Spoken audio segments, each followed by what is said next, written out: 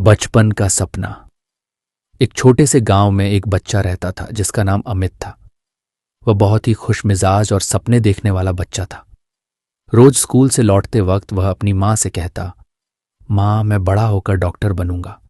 उसकी माँ मुस्कुराकर कहती, बिल्कुल बेटा, तुम मेहनत करो, एक दिन तुम अपने सपने जरूर पूरा करोगे।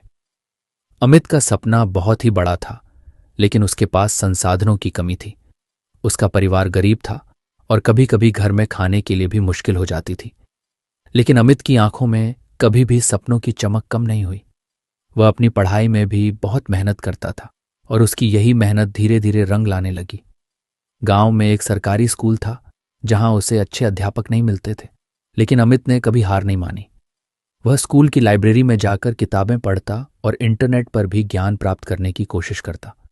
उसकी मेहनत रंग लाई और वह गांव के सबसे अच्छे छात्रों में से एक बन गया। समय के साथ साथ उसका सपना और मजबूत हुआ। वह जानता था कि डॉक्टर बनने के लिए बहुत सारे कठिन रास्ते आएंगे, लेकिन वह पूरी तरह से तैयार था।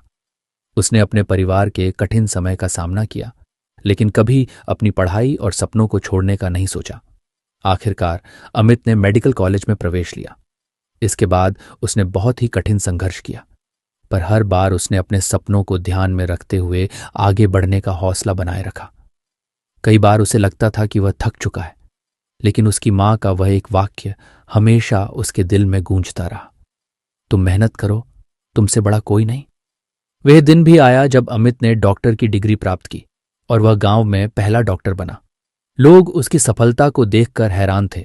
उसने अपनी कड़ी मेहनत से न सिर्फ अपने सपने को साकार किया, बल्कि उन सभी को यह भी सिखाया कि अगर मन में संकल्प हो तो कोई भी मुश्किल बड़ी नहीं होती। अमित को अब यह एहसास हुआ कि असल में उसका सपना सिर्फ डॉक्टर बनना नहीं था, बल्कि अपनी मेहनत और संकल्प से दूसरों के जीवन को बेहतर बनाना था। वह जानता था कि उसका सपना सिर्फ उसका था, लेकिन उसका सपना पूरा होते ही वह सैकड़ों और लोगों का सपना साकार कर रहा था। समाप्त।